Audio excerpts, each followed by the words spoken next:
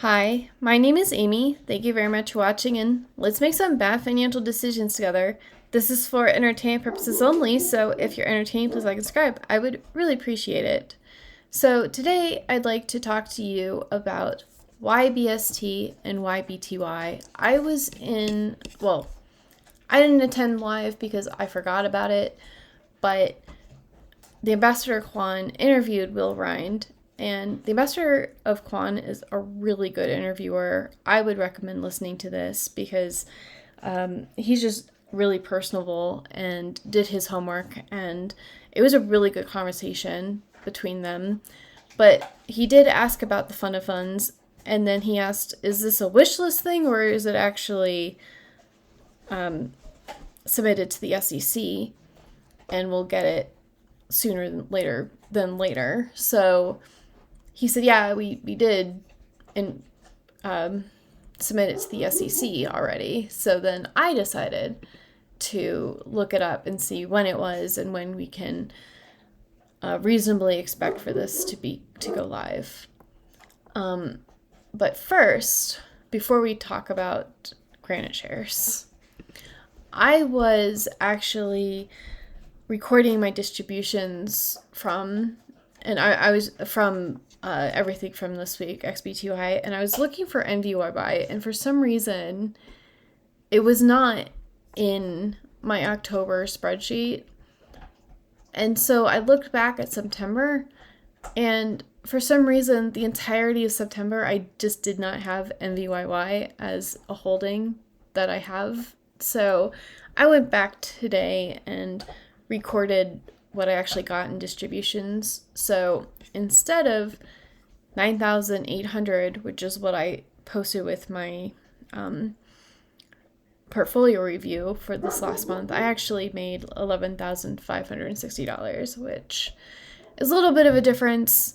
And I felt really silly about that. But now I actually have NVYY in my spreadsheet, and so I should account for it later for the rest of this month. So that also, if we go to YieldMight.com, which is what I've made myself, we go to the advanced options and we go to my portfolio. This is what I have in my portfolio right now, and it is predicting that I get $11,555. So that's actually really close to what I got last month. So it's getting more and more accurate, which is nice. I guess it's more accurate when you actually record everything.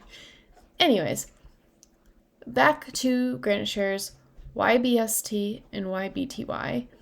The only thing I don't like is that this looks like it should be a Bitcoin ETF to me, just the name of it, but that's neither here nor there. That's really, really nitpicky. Anyway, YBST, our new bestie here, this is their equivalent of a YMAX, like a YMAX on steroids.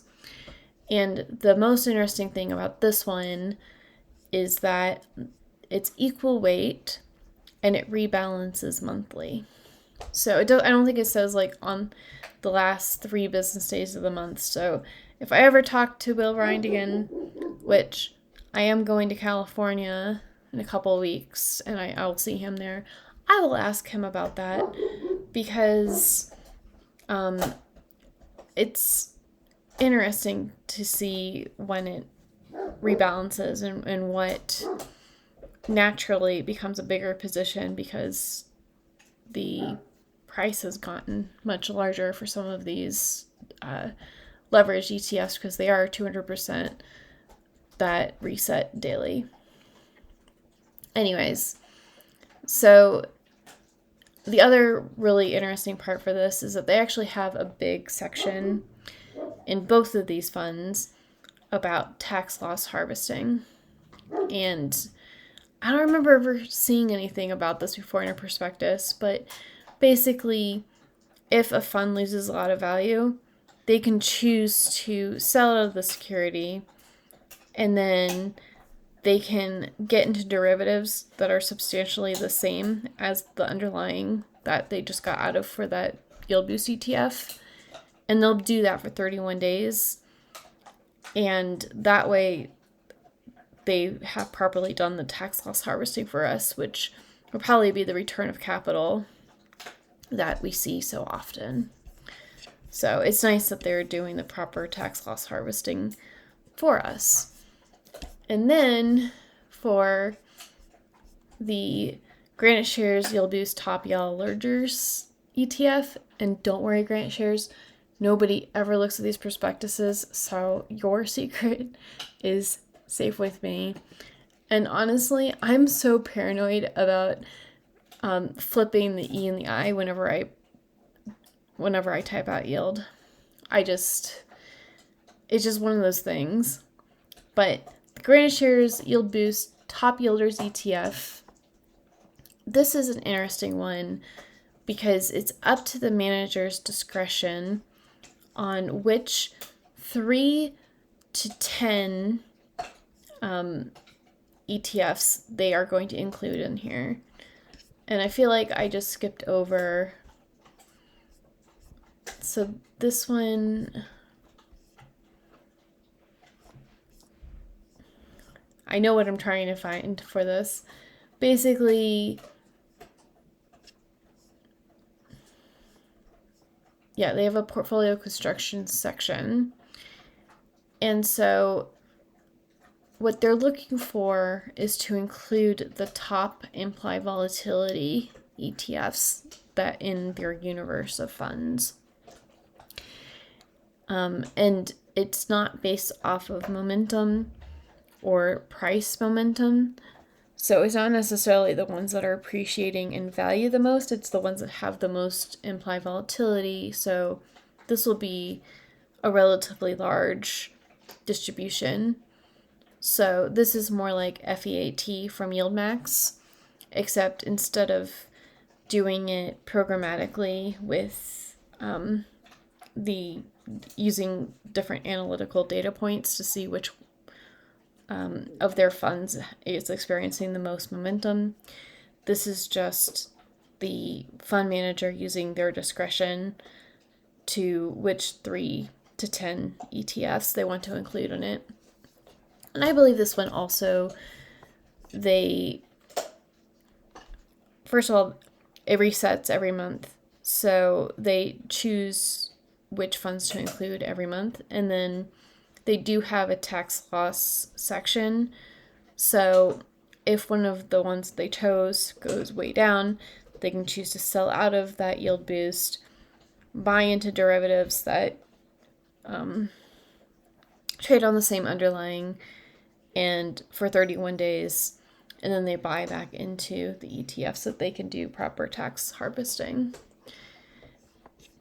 And it's really interesting too, because when I checked the SEC website, they actually have another prospectus. So this one was filed, this one up with these two was on September 17th. And this one was on September 30th. And I do not even recognize all of these ticker symbols. Like, I don't think I've seen a single stock Adobe before. They are doing AppLovin, they have Circle and CoreWeave and CrowdStrike, and I don't know what LLY is. That like Eli Lilly? And INTC, is that Intel? I'm not sure. And then they have NBIS, whichever that is, and MVO. Opclo, I believe I've seen before, and Oracle, but like I don't know what PanW is, or QUBT. But they do have SoundHound and SMR. I don't know what TEM is. DJT the Donald J. Trump fund, because I'm not. Anyways, United Healthcare, and then I think this is Upstart and Square, and they have an Ether one coming out. So this is a lot of single stocks that they're gonna drop pretty much at the same time. But the most exciting part about this is since this was the basket of funds, it was filed on September 17th, which means I think they might be able to do it within 30 days, but if it's 75 days like they normally do, these can come out December 1st. That would be the first time that this can get done, and which means these single stock funds would be mid-December, which makes it perfect for like an advent calendar of yield boost ETFs until the end of the year. And I know that the worst thing on the internet is to admit you don't like something, but I don't like to listen to Christmas carols, but I could. I'm kind of inspired to be making Christmas carols about how I want YBST and YBTY. And that's all I want for Christmas, GraniteShares.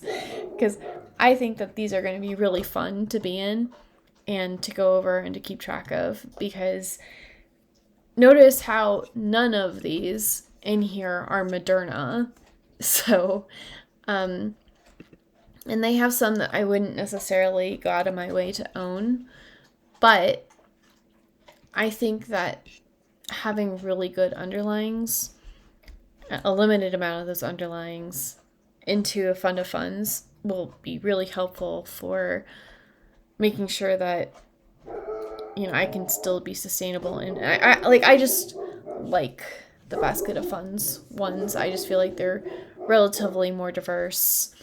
So, and then YBTY I think will be interesting to compare to FEAT from YieldMax and to see which one has, YBTY will have the better distribution, but, and by better, I mean bigger,